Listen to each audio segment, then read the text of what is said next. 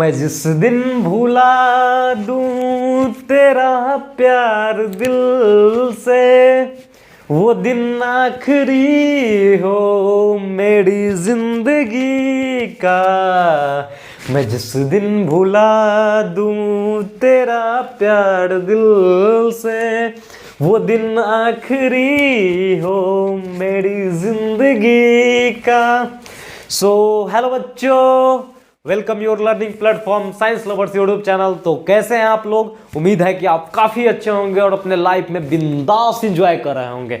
तो आइए आज हम लोग पढ़ेंगे Rutherford alpha particle scattering experiment को पढ़ेंगे। ठीक है, ये एक्सपेरिमेंट क्यों हुआ और कैसे हुआ इस चीज़ को हम लोग समझेंगे। और देखिए, जैसे कि हम लोग कल थॉमसन एटॉमिक मॉडल को पढ़ चुके हैं, तो देखिए ऐसा ही होते गया कि थॉमसन एटॉमिक मॉडल्स के बारे में मतलब साइंटिस्ट आते गए, अपना मॉडल देते गए और उसको फेल करने के लिए फिर कोई आ गया, मतलब उसको प्रूफ करने के लिए कि ये बात सही है कि नहीं, उस पर रिसर्च करने के लिए आते गए और ये मतलब चीज़ फेल होते गया। ऐसे करके हम लोग 5 गो एटॉमिक मॉडल्स को पढ़ेंगे। ठीक है, तो सबसे पहला हम लोग पढ़ चुके हैं थॉमसन मॉडल को। थॉमसन ने एटॉमिक मॉडल दे के गए। ठीक है, अब थॉमसन जब एटॉमिक मॉडल दे के गए तो उसके बाद हमारे रदरफोर्ड साहब है और उन्होंने मतलब ऑब्जर्व किया कि ये बात जो थॉमसन बोल के गया है ये सही है कि नहीं है। इस चीज़ पे उन्होंने रिसर्च करना शुरू किया। ठीक है, उन्होंने रिसर्च करना शुरू किया, तब उन्होंने एक एक्सपेरिमेंट कर दिया। ठीक है, इसी की वजह से ये एक्सपेरिमेंट हो गया। ठीक है, जिसको हम लोग बोलते हैं Rutherford alpha particle scattering experiment. ठीक है, बेसिकली देखिए, ये alpha particle scattering experiment Rutherford साहब नहीं किए थे, उन्हीं का 2 स्टूडेंट थे। एक थे हमारे गीगर साहब थे और दूसरा थे मार्सडेन। गीगर और मार्सडेन, ये दोनों जो थे, ये दोनों ने क्या किए थे, ये एक्सपेरिमेंट को परफॉर्म किए थे। लेकिन होता है ना कि जिस ग्रुप का जो लीडर होता है उसी का नाम होता है। जैसे कैसे हमारी भारतीय सेना, इंडियन आर्मी मतलब कुछ भी करती है, जैसे क्या किए थे, सर्जिकल स्ट्राइक किया था, तो वो नाम किसका होता है कि मोदी जी के रिजीम में हुआ था ये वो, मतलब होता है ना, वो प्रधानमंत्री का नाम आता है। सेम उसी प्रकार से एक्सपेरिमेंट किए थे ये गीगर साहब और मार्सडेन साहब, लेकिन नाम किसका हुआ? रदरफोर्ड का। क्रेडिट रदरफोर्ड को दिया जाता है। ठीक है, फिलहाल हमको इस हिस्ट्री में ज़्यादा कुछ नहीं जाना है। ठीक है, हमको बस काम से काम मतलब है, ये आप लोग को हम बता दिए हैं ऐसे, ताकि आपको भी गलतफहमी ना हो कि रदरफोर्ड साहब ही किए थे। ठीक है, तो आइए हम समझते हैं। देखिए, रदरफोर्ड साहब ने सबसे पहले इस एक्सपेरिमेंट को मतलब इस बारे में रिसर्च करने के लिए उतरे थे कि जो थॉमसन मॉडल दिए हैं ये सही है कि नहीं है। तो उन्होंने क्या किए, एक वुडन बॉक्स ले लिए। ठीक है, वुडन बॉक्स ले लिए और उन्होंने क्या किया, वुडन बॉक्स में एक छिद्र कर दिए, छोटा सा एकदम होल कर दिए। ठीक है, उन्होंने एक पतला छोटा सा होल कर दिए। उसके बाद उन्होंने क्या किया, एक लेड के प्लेट को ले लिए। ये लेड के प्लेट के प्लेट क्या करता है, ये क्या करता है, रेडियो एक्टिविटी को एब्जॉर्ब करता है। ठीक है, एब्जॉर्ब करता है।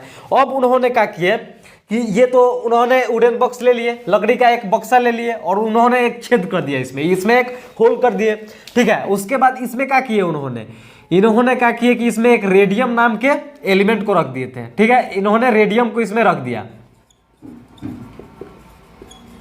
रेडियम को रख दिए। तो ये जो रेडियम बेसिकली होता है, ये क्या होता है, रेडियम जो होता है ये होता है रेडियो एक्टिव एलिमेंट होता है। ठीक है, रेडियो एक्टिव एलिमेंट होता है। देखिए, इस जो टॉपिक है ना, ये टॉपिक, इसमें थोड़ा सा रेडियो एक्टिविटी का यूज होगा, तो आप रेडियो एक्टिविटी को थोड़ा सा बेसिकली आप बेसिक थोड़ा सा जान लीजिए और तब इसको आपको पढ़ने में मजा आएगा। तो इससे पहले, हम इसको समझाने से पहले आपको एक चीज हम बता देना चाहते हैं।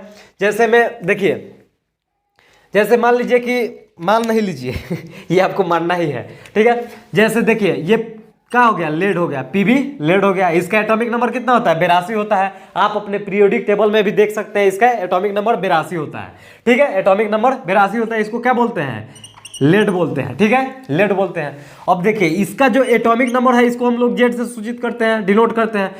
अगर एटॉमिक नंबर 82 से ज़्यादा रहेगा, जिसका एटॉमिक नंबर 82 से ज़्यादा रहेगा वो क्या होगा, रेडियो एक्टिव एलिमेंट्स कहा जाता है। उस एलिमेंट को क्या कहा जाता है, रेडियो एक्टिव एलिमेंट कहा जाता है। जिस एलिमेंट का एटॉमिक नंबर 82 से ज़्यादा हो उसको हम लोग बोलते हैं radio active element, radio active element बोलते हैं, ठीक है, रेडियो एक्टिव एलिमेंट बोलते हैं। और ये रेडियो एक्टिव एलिमेंट क्या करता है, रेडियो एक्टिव एलिमेंट ये अल्फा बीटा और गामा ये 3 रे छोड़ता है। उन्होंने 3 प्रकार के पार्टिकल छोड़ते हैं, जिसको सबसे पहले ये कौन क्या छोड़ता है, अल्फा बीटा और गामा, ये 3 पार्टिकल छोड़ता है। ये जो रेडियो एक्टिव एलिमेंट होते हैं ये 3 पार्टिकल छोड़ते हैं, जैसे अल्फा बीटा और गामा, ठीक है। जिसमें सबसे हेवी कौन होता है, ये होता है अल्फा पार्टिकल, हेवीएस्ट होता है, हेवीएस्ट पार्टिकल होता है। ये क्या होता है, हेवीएस्ट पार्टिकल होता है। अल्फा जो होता है वो हेवीएस्ट पार्टिकल होता है, और बीटा गामा, ठीक है, इस पर हम लोग ज्यादा बात नहीं करेंगे, केवल अल्फा की बात करेंगे, क्योंकि जब आप रेडियो एक्टिविटी पढ़ेंगे तो उसमें हम लोग अल्फा बीटा गामा ये सब की बातें करेंगे, ठीक है। तो आई होप कि आप इतने बात को आप समझ गए होंगे, ठीक है। तो अब आइए आप समझिए कि ये जो रदरफोर्ड साहब थे उनका बेसिकली करना क्या था और किस लिए उन्होंने इस वुडन बॉक्स में रेडियम को रखे थे, ठीक है। तो देखिए जब उन्होंने रेडियम को इसमें रखे तब उन्होंने देखा कि यहां से कुछ अल्फा पार्टिकल निकल रहे हैं, ठीक है। अल्फा पार्टिकल बीम के रूप में निकल रहे थे। अल्फा पार्टिकल किस में निकल रहे थे, बीम के रूप में निकल रहे थे। तो ये जो थे अल्फा पार्टिकल ये सभी डायरेक्शन में मूव कर रहे थे। ये इधर टर्न कर जा रहा था, मतलब इधर टर्न कर जा रहा था, फिर ये वाला नीचे भी मूव कर जा रहा था, ठीक है। ये इधर इधर मूव कर जा रहा था, जिधर तिधर, मतलब जहां भी लेड का प्लेट लगल था, यहाँ भी लेड का प्लेट था, यहाँ भी लेड का प्लेट था, मतलब सब जगह मूव कर जा रहा था। ये जिधर लेड का प्लेट था उधर मूव कर जा रहा था। एक जो केवल ऐसा मतलब अल्फा बीम थे, अल्फा बीम जो क्या किया, वो एकदम सीधा जाके किस पे, इसको पार किया, होल करके, मतलब छेद करके, किसको, गोल्ड के फॉयल को। एक गोल्ड के फॉयल उन्होंने लिए थे, ठीक है। इस जो लेड का प्लेट है इसके जो माइन्यूट होल है इससे पार कर गया, इससे मतलब बिना डाइवर्ट हुए, बिना किसी ऐसी डाइवर्ट हुए, और उन्होंने एक ये बीम केवल इसको पार किया, ठीक है। अब उन्होंने क्या किए थे कि आगे एक गोल्ड के पतला फॉइल लगाए थे, वेरी थिन फॉइल। ये क्या गोल्ड का वेरी थिन फॉइल था, वेरी थिन। ये जो पत्थर था, सोने का पत्थर, ये काफी पतला था, वेरी पतला था। और देखिए उन्होंने गोल्ड का ही फॉइल लिए, उनका इसका 3 रीजन है, ठीक है। इसका कितना रीजन है, 3 रीजन है। उन्होंने गोल्ड का ही फॉइल लिया था क्योंकि उस टाइम जो गोल्ड था वो काफी हेवीएस्ट था। उस समय का सबसे हेवीएस्ट अगर कोई एलिमेंट था तो वो था आपका गोल्ड फॉइल, जिसका एटॉमिक नंबर लगभग 198 होता है, और उस टाइम का सबसे हेवीएस्ट एलिमेंट था। तो उन्होंने इस वजह से गोल्ड को ही लिए थे। और उसके बाद इस हम लोग गोल्ड के फॉइल काफी हाई मेलिएबल होता है, मतलब इसको बहुत पतला सीट के रूप में बना सकते हैं हम लोग, बहुत पतला सीट इससे तैयार कर सकते हैं। इसलिए उन्होंने गोल्ड के फॉइल को लिए थे, ठीक है, गोल्ड के थिन फॉइल को लिए थे, पतले फॉइल को लिए थे। और उनका मानना यह था कि ये जो बीम है जो सीधे जा रही है इसको ये पार कर जा रही है, पार करके और इस पे क्या कर रही है, चमक पैदा कर रही है, इस पर चमक पैदा कर रही है। उन्होंने क्या किए थे, ZnS का प्लेट लिए थे, जो कि हम कल ही समझाए थे कि ZnS का प्लेट का काम कर रहता है, जो मतलब इस पर कोई चीज टकराती है, कोई रे या कोई चीजें आके टकराती है, रे कोई रे अल्फा किरण या बीटा जो भी रे आती है, इस पर अगर टक्कर करती है, टक्कर मारती है, तो ये क्या करती है, चमक पैदा करती है, ठीक है, चमक पैदा करती है, ठीक है। तो उन्होंने ये जाना कैसे कि ये जो रे है ये केवल इस पे जाके एक ही रे जो है वो टक्कर मार रही है और ये पैदा कर रही है। तो उन्होंने देखा कि यहाँ से जो हमारे कौन गीगर साहब थे, उन्होंने क्या किए थे कि यहाँ एक गीगर मूलर काउंटर लगाए थे, जो क्या कर रहा था, अल्फा कौन को गिन रहा था, अल्फा पार्टिकल को गिन रहा था। और यहाँ भी एक अल्फा क्या लगाए थे, गीगर मूलर काउंटर लगाए थे, गीगर काउंटर लगाए थे, जो यहाँ भी क्या कर रहा था, अल्फा बीम को गिन रहा था, अल्फा पार्टिकल को गिन रहा था। रदरफोर्ड साहब सोच रहे थे कि यहाँ से ये जो रे निकल रही है, ये अल्फा पार्टिकल का जो रे निकल रही है, अल्फा पार्टिकल का जो बीम निकल रही है, वो अगर गोल्ड फॉइल से अगर डेविएट हो जाएगी, अगर गोल्ड फॉइल से डेविएट हो जाएगी, इसका मतलब क्या है कि थॉमसन का मॉडल सही है, ठीक है। देखिए गोल्ड का जो फॉइल है ये काफी हेवी होता है, और ये अल्फा पार्टिकल है, ये भी काफी हेवी पार्टिकल्स है। ये अल्फा पार्टिकल काफी हेवी पार्टिकल्स होता है, जैसा कि हम पहले ही बता चुके हैं कि हेवीएस्ट पार्टिकल होता है अल्फा पार्टिकल। क्या होता है? हेवीएस्ट पार्टिकल होता है। और गोल्ड क्या है? हेवीएस्ट एटम है। गोल्ड क्या है? हेवीएस्ट एटम है, क्योंकि उसका एटॉमिक मास, एटॉमिक नंबर अगर ज्यादा, जिस एलिमेंट का एटॉमिक नंबर ज्यादा रहेगा उसका एटम, उस एलिमेंट का एटम क्या होगा? वो भी हेवी होगा। तो जब दो गो हेवी चीजें, जब दो गो पॉजिटिव चीज अगर सामने सामने अगर टक्कर मारेगी तो क्या होगा? ठीक है, वो क्या होगा? अपने पथ से डेविएट हो जाएगी।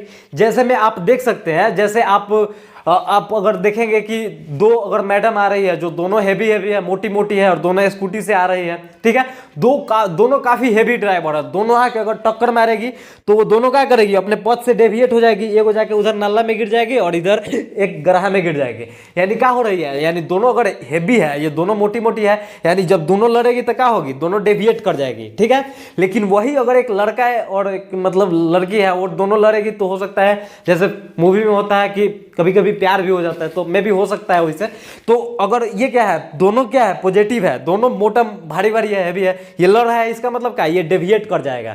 ठीक है, अपने पथ से डेविएट कर जाना चाहिए। लेकिन जब ये चीज उन्होंने ऑब्जर्व किया तो उनका तो मतलब पूरा माथा ही घूम गया कि अरे यार, यहाँ तो पूरा अपोजिट हो रहा है। ठीक है, उनका एकदम दिमाग ही पगला गया। ठीक है, तो तब उन्होंने देखा और उन्होंने अपना ऑब्जर्वेशन दिया और उन्होंने जाके लंदन सोसाइटी ऑफ, जो होता है साइंटिस्ट लोग का, रॉयल सोसाइटी ऑफ लंदन, उन्होंने उसमें जाके बताया कि ये जो थॉमसन का मॉडल है ये गलत है। ठीक है, ये कैसे गलत है? उन्होंने ऑब्जर्वेशन दिया। ठीक है, जैसे देखें, सबसे पहले उन्होंने एजुप्शन माना कि ये एटम जो होता है वो क्या होता है? स्फेरिकल होता है। एटम क्या होता है? स्फेरिकल होता है। ये मान लिए उन्होंने। ठीक है, ये हर आदमी मतलब मानता है, वो भी माने, क्योंकि आज तक दुनिया में कोई भी आदमी एटम कैसा होता है इसको किसी को पता नहीं है। ठीक है, इतना माइक्रोस्कोप, अभी कोई ऐसा माइक्रोस्कोप नहीं बना जो एटम को बता दे कि कैसा है। ठीक है, तो उन्होंने स्फेरिकल मान लिया इसको। अब उन्होंने ऑब्जर्व किया, उन्होंने देखा कि यहां से जो अल्फा पार्टिकल्स का जो बीम निकल रही थी, कुछ अल्फा पार्टिकल्स का बीम सीधे सीधे इस एटम को क्या कर जा रही थी? मूव कर जा रही थी, सीधे सीधे पार कर जा रही थी। उन्होंने एक एटम को लिया। ठीक है, उन्होंने क्या किया? एक एटम को लिए और उन्होंने उसके बाद क्या किया? अल्फा पार्टिकल से प्रहार कराया, इस पे स्कैटरिंग कराया। ठीक है, अल्फा पार्टिकल से स्कैटरिंग कराया, इस पर अल्फा पार्टिकल का क्या किया? बौछार किए, स्कैटरिंग किए। तब उन्होंने ऑब्जर्व किया कि यहाँ से जो कुछ जो मतलब एटम के जो बाहरी से, एटम के जो मतलब कॉर्नर से जो रे जा रही है वो सीधे सीधे पार कर जा रही है। यहाँ से भी जो रे जा रही थी वो सीधा सीधा क्या कर जा रही थी? पार कर जा रही थी। एक ठोप भी डेविएट नहीं हो रही थी। ठीक है, एक ठोप डेविएट नहीं हो रही थी, एकदम सीधा सीधा पार कर जा रही थी। ठीक है, और ये क्या हुआ? आपका न्यूक्लियस है, ये न्यूक्लियस है आपका। ठीक है, और उन्होंने आगे एक क्या किए थे? जेडएनएस का प्लेट लगा दिए थे। यहाँ पे आप सिल्वर का भी लगा सकते हैं। ये क्या है? जेडएनएस का प्लेट लगाए थे, ताकि यहां से जो रे अल्फा पार्टिकल आएगी और इस पे जो टकराएगी वो चमक पैदा करेगी। चमक पैदा करेगी तो हमको पता चल जाएगा कि कोई रे टकराए या मतलब कितना रे टकराए या कितना नहीं टकराई। ठीक है, इसीलिए उन्होंने क्या किए थे? जेडएनएस के प्लेट लगाए थे यहाँ पे। ठीक है, अब देखिए, अब उन्होंने ऑब्जर्व किया कि जो मतलब जो न्यूक्लियस के, ये जो न्यूक्लियस है इसके करीब जितने रे आ रहे थे, जितना करीब आ रहे थे वो उतना ही डेविएट होते जा रहे थे। जैसे कुछ रे आ रहे थे तो यहाँ से ये कुछ एंगल से ऐसे डेविएट कर जा रहे थे, यानी कुछ ये थीटा एंगल से डेविएट कर जा रहे थे। वैसे ही कुछ यहाँ से रे आ रहे थे और यहाँ से ये डेविएट कर जा रहे थे थीटा एंगल से, थीटा एंगल से डेविएट कर जा रहे थे। और एक ऐसा रे आया जो क्या किया? जिस पथ से गया था, जिस रास्ते से गया उसी रास्ते से वापस मुड़ के चला आया, जिस रास्ते से गया उसी रास्ते से मुड़ के चला आया। उन्होंने काफी सारे अल्फा कॉन्स का इस पे क्या किए थे? स्कैटरिंग किए थे, प्रहार कराए थे। लगभग उन्होंने 20,000 अल्फा कॉन इस पे प्रहार कराए। लेकिन उन्होंने ऑब्जर्व किया कि 20,000 में से केवल एक ही ऐसा अल्फा पार्टिकल्स है जो जाके इस पर सीधा टक्कर मार के और उसी पथ पे मतलब वापस चली आ रही है, जिस रास्ते से जा रही है उसी रास्ते से वापस चला रही है। ठीक है, तब उन्होंने ऑब्जर्व किया ये क्या है? अल्फा पार्टिकल है। ठीक है, अल्फा पार्टिकल्स है। ठीक है, ये अल्फा पार्टिकल्स है। ठीक है, ये अल्फा पार्टिकल है। तो अब उन्होंने ऑब्जर्वेशन किया और बहुत सारे हम लोग को ऑब्जर्वेशन दिए, ठीक है। तो देखिए फर्स्ट उन्होंने ऑब्जर्वेशन क्या दिए थे कि most part of the space of the atom is empty, मतलब एटम का जो मोस्ट पार्ट मतलब मैक्सिमम पार्ट जो है वो क्या है, एम्प्टी है, मतलब खाली है, उसमें कुछ नहीं है। इसीलिए वो सीधा सीधा क्या कर जा रहे हैं, ना ही तो वो पॉजिटिव है ना निगेटिव है, मतलब वो क्या है, एम्प्टी है, खाली है। इसीलिए वो जो यहां से अल्फा पार्टिकल जा रही है वो सीधा सीधा पार कर जा रही थी, ठीक है। तो उन्होंने फर्स्ट ऑब्जर्वेशन क्या दिया कि most of the space of atom is empty, मतलब एटम का जो मोस्ट स्पेस है, जगह है, वो क्या है, खाली है, ठीक है। मोस्ट स्पेस खाली होता है, ठीक है। उन्होंने अब देखिए सेकेंड ऑब्जर्वेशन क्या दिए कि all positive charge and mass of the atom is condensed in a small space called nucleus which is at the center of the atom। मतलब देखिए उनके कहने का क्या मतलब है कि ये जो एटम है उसके सेंटर में टोटल मास क्या है, केंद्रित है, सेंट्रलाइज है। जो मास है, मास और क्या, चार्ज और मास जो क्या है वो सेंट्रलाइज है, केवल और केवल क्या है, सेंटर में है। उनका ये सेकंड ऑब्जर्वेशन था कि जो पॉजिटिव जो चार्ज है, जो पॉजिटिव चार्ज वो केवल सेंटर में है और मास भी क्या है, सेंटर में ही केंद्रित है, सेंटर में ही है। टोटल मास और चार्ज कहाँ है, सेंटर में ही है, ठीक है। जिसको क्या बोला जाता है, न्यूक्लियस बोला जाता है। इसी सेंटर को क्या बोलते हैं हम लोग, न्यूक्लियस बोलते हैं, ठीक है। तो आई होप कि आप सेकंड ऑब्जर्वेशन को समझोगे। अब उन्होंने देखिए थर्ड ऑब्जर्वेशन का दिए कि nucleus is very small as compare to atom, ठीक है। तो यहां तो आपको दिखाई दे ही रहा होगा कि एटम ये इतना बड़ा है, एटम इतना बड़ा है गोल, और उसके बीच में ये छोटा सा क्या है, न्यूक्लियस है। तो न्यूक्लियस तो बहुत ही छोटा हो गया ना, बहुत छोटा हो गया एज कंपेयर टू एटम, ठीक है। उन्होंने ऐसा ऑब्जर्वेशन आपको दिए कि जो न्यूक्लियस है वो बहुत ही छोटा होता है। जैसे आप अगर एग्जाम्पल में लेंगे तो जो ग्राउंड है, जो जिस ग्राउंड में आप खेलते हैं उसमें, उस ग्राउंड के बीच में, सेंटर में, जिस ग्राउंड में आप खेलते हैं उस ग्राउंड के सेंटर में अगर आप एक बॉल को, क्रिकेट के बॉल को रख देंगे तो वो आपका क्या हुआ, न्यूक्लियस हुआ। और वो जो पूरा ग्राउंड है वो क्या हुआ, वो हुआ आपका एटम हो गया, ठीक है। तो ये काफी छोटा होता है nucleus as compare to atom के कंपैरिजन में काफी छोटा होता है, ठीक है। और देखिए अब इसके बाद radius of atom 10 to the power -10 metre होता है। रेडियस ऑफ एटम का जो रेडियस होता है वो कितना होता है, 10 टू द पावर -10 मीटर, जिसको हम लोग क्या बोलते हैं, एंगस्ट्रम भी बोला जाता है, ठीक है। एंगस्ट्रम क्या है, एक लेंथ का क्या है, यूनिट है। एंगस्ट्रम लेंथ का यूनिट है। एक एंगस्ट्रम बराबर कितना होता है, 10 टू द पावर -10 मीटर, ठीक है। और रेडियस ऑफ न्यूक्लियस कितना होता है, 10 to the power -15 metre. 10 to the power -15 metre, जिसको हम लोग क्या बोल सकते हैं, एक फर्मी मीटर बोलते हैं। एक फर्मी मीटर हो गया, ये क्या हो गया, एक फर्मी मीटर। एक फर्मी मीटर बराबर 10 टू द पावर -15 मीटर, ठीक है। अब देखिए अब उन्होंने कंपैरिजन किया, ये रेडियस ऑफ एटम और रेडियस ऑफ न्यूक्लियस में क्या किए, कंपैरिजन किए। तो देखिए उन्होंने जब कंपैरिजन किया तो यहां से क्या रिलेशन आया, इस चीज को आप समझिए। रेडियस ऑफ न्यूक्लियस बटा रेडियस ऑफ एटम,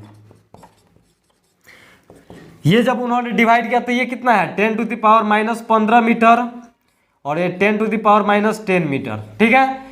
ये मीटर से मीटर कैंसिल हो जाएगा, ये जब ऊपर जाएगा तो ये कितना हो जाएगा, 10 टू द पावर -5 मीटर बच जाएगा, 10 to the power -5, 10 to the power -5। अब देखिए अब यहां से अगर हम लोग निकालेंगे तो रेडियस ऑफ न्यूक्लियस क्या हो जाएगा, रेडियस ऑफ न्यूक्लियस हो जाएगा आपका रेडियस ऑफ एटम इंटू क्या हो जाएगा, 10 टू द पावर -5, ठीक है। ये हो गया 10 टू द पावर -5 हो गया। अब देखिए यहां से जब आप देखिएगा, आप यहां से फिर आप इसको क्या लिख सकते हैं, रेडियस ऑफ एटम लिख सकते हैं, और 10 टू द पावर -5 है, इसको बट्टा में आप 1 लाख लिख सकते हैं, क्योंकि 1 लाख पे 5 जीरो होता है, 1 लाख,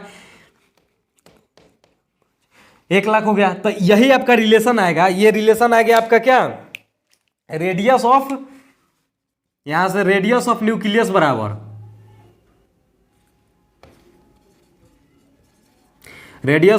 बराबर हो जाएगा रेडियस ऑफ एटम अब बट्टा 1 लाख। मतलब जो न्यूक्लियस होता है ना वो 1,00,000 गुना छोटा होता है, 1,00,000 मतलब छोटा होता है किससे?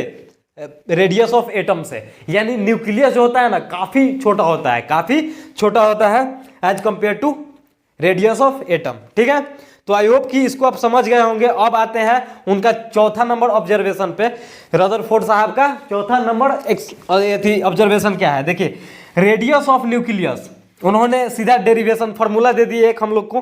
ठीक है, कि रेडियस ऑफ न्यूक्लियस बराबर क्या होता है? R radius of nucleus R बराबर होता है R0 इंटू ए पर पावर 1/3 ऑफ एनी एलिमेंट। ये क्या है? वहां पे मास नंबर है और R0 कांस्टेंट है जिसका मान होता है 1.33 इंटू 10⁻⁻13 सेंटीमीटर। जो क्या है? कांस्टेंट है, वो हमेशा पुट किया जाएगा 1.33। ये आपका प्रैक्टिकल रिजल्ट है।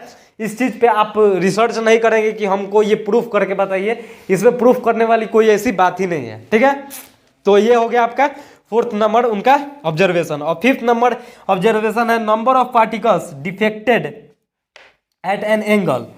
देखिए, यहां से नंबर ऑफ जो पार्टिकल्स है, अल्फा पार्टिकल्स जो है वो कितना एंगल पर डिफेक्ट होता है।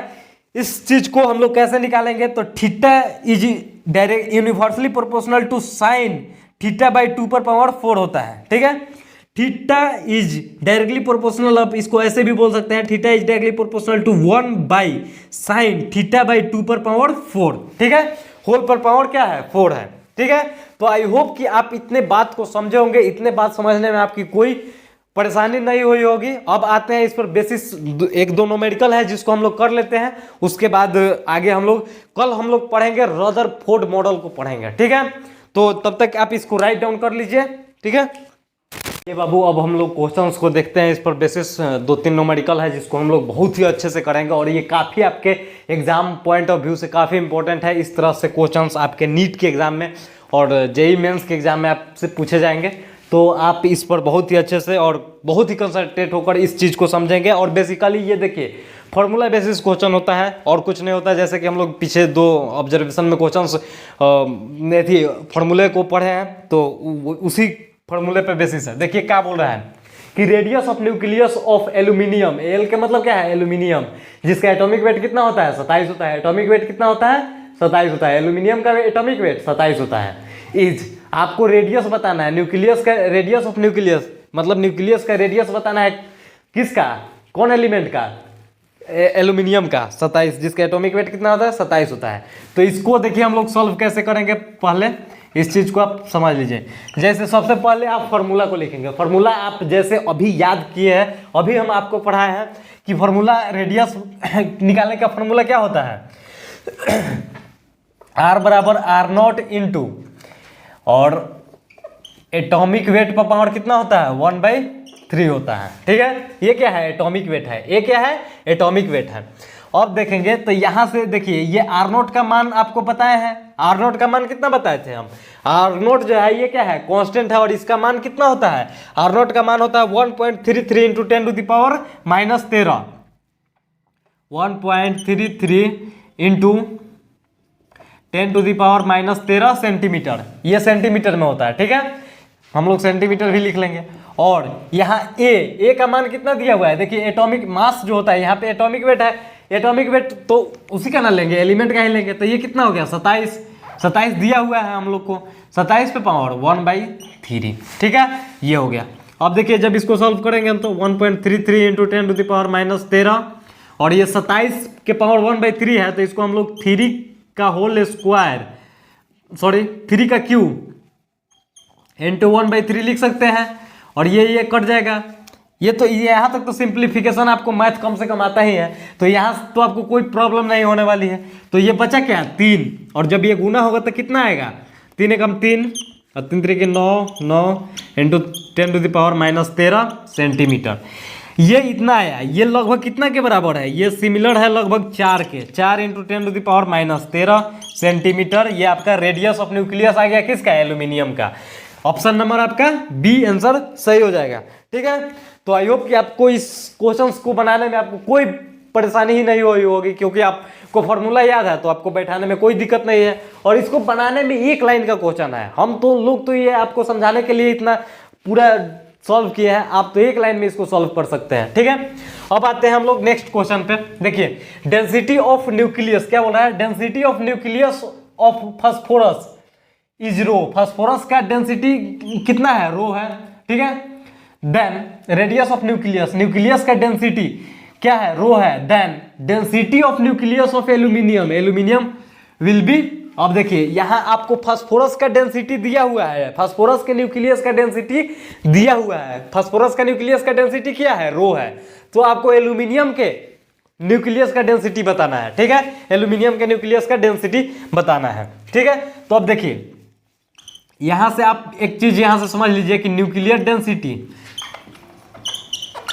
न्यूक्लियर डेंसिटी बराबर क्या होता है, mass by volume, mass by volume होता है। ठीक है, मास बाई वॉल्यूम होता है। और आप अभी एक फॉर्मूला पढ़े हैं, अभी आप एक फॉर्मूला क्या पढ़े हैं, यहाँ देखिएगा आप, यहाँ पे आप एक फॉर्मूला क्या पढ़े हैं, आर बराबर आर नॉट इंटू ए पे पावर 1/3 होता है। ठीक है, आर बराबर आर नॉट इंटू ए पर पावर 1/3 होता है। ठीक है, ये हुआ। तो अब आप यहां से देखेंगे तो सबसे पहले मास, तो मास किसका मास होगा, आप किसका मास लेंगे यहां से देखिए सबसे पहले मास, तो मास के लिए क्या हो जाएगा आपका,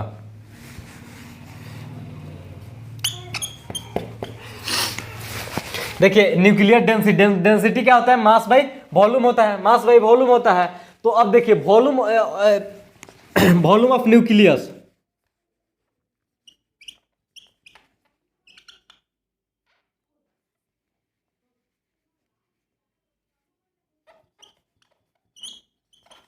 वॉल्यूम ऑफ न्यूक्लियस क्या होता है, वॉल्यूम, न्यूक्लियस का वॉल्यूम के लिए फॉर्मूला क्या होता है, तो देखिए न्यूक्लियस क्या होता है, गोल होता है, सर्कुल से थी मतलब स्फेरिकल होता है, तो उसका वॉल्यूम क्या हो जाएगा 4/3 पाई आर क्यू होता है। ठीक है, ये आपका 4/3 पाई आर क्यू होता है। ठीक है, और मास, मास क्या है आपका, मास बराबर ए हम पुट कर सकते हैं, क्योंकि मास तो एटॉमिक मास ही ना होगा, किसी भी एलिमेंट का हो मास तो आपका एटॉमिक मास ही होता है उसका, जिस भी एलिमेंट का बोले। ठीक है, तो ये हो गया सॉरी, तो ये हो गया आपका ये वॉल्यूम ऑफ न्यूक्लियस। अब देखिए यहां से आर का वैल्यू जब पुट कीजिएगा, यहां से आर का वैल्यू देखिए, अभी हम लोग आर का वैल्यू लिखे हैं, तो आर का जब वैल्यू पुट कीजिएगा तो आर 4/3 पाई, आर क्यू के जगह पे आप लिख सकते हैं, आर क्यू के जगह पर लिख सकते हैं आप आर नॉट इंटू ए पर पावर 1/3 होल पर पावर कितना 3।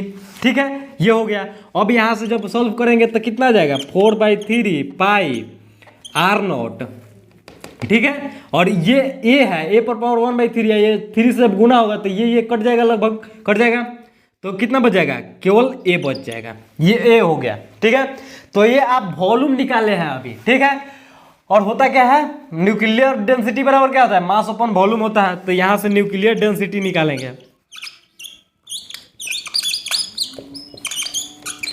डेंसिटी मास बाई वॉल्यूम, मास को कैपिटल ए से लिखेंगे, और यहाँ पे 4/3 वॉल्यूम हो गया, 4/3 पाई आर, 4/3 पाई आर नोट हो ना, यहाँ पे आर नोट है, 4/3 आर नोट इंटू ए हो जाएगा। अब ए से ए कैंसिल हो गया, ए से ए जब कैंसिल हो गया तो वेरिएबल कौन होता है, एटॉमिक मास ही ना वेरिएबल होगा। यहाँ पे फास्फोरस का एटॉमिक मास अलग होगा और एल्यूमिनियम का एटॉमिक मास अलग होगा, वेरिएबल होगा। तो जब वेरिएबल ही कट गया, जब एटॉमिक मास ही कट गया, तो आप केवल वॉल्यूम, तो वॉल्यूम तो सबके लिए बराबर होता है, हर न्यूक्लियस का वॉल्यूम क्या होता है, सेम होता है।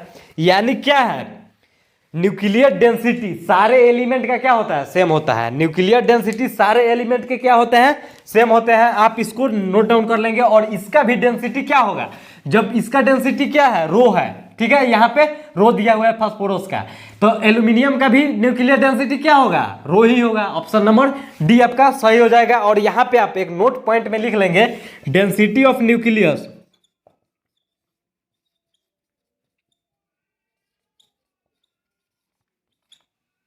nucleus of density of nucleus of all element is same सारे न्यूक्लियस का डेंसिटी क्या होता है, सभी सारे एलिमेंट का न्यूक्लियर डेंसिटी क्या होता है, सेम होते हैं। ठीक है, तो आई होप कि आपको ये आसानी से समझ में आ गया होगा, इसमें कोई दिक्कत नहीं हुआ होगा। ठीक है, तो आज के लिए इतना ही। और अगर मेरा वीडियो पसंद आया है तो हमारे चैनल को लाइक करें, सब्सक्राइब करें, एंड अपने जो छोटे छोटे भाई बहन हैं उनके पास भी शेयर करें ताकि वो भी पढ़ सके। ठीक है, तो आई होप कि आपको पसंद आया होगा। Thank you very much, love you.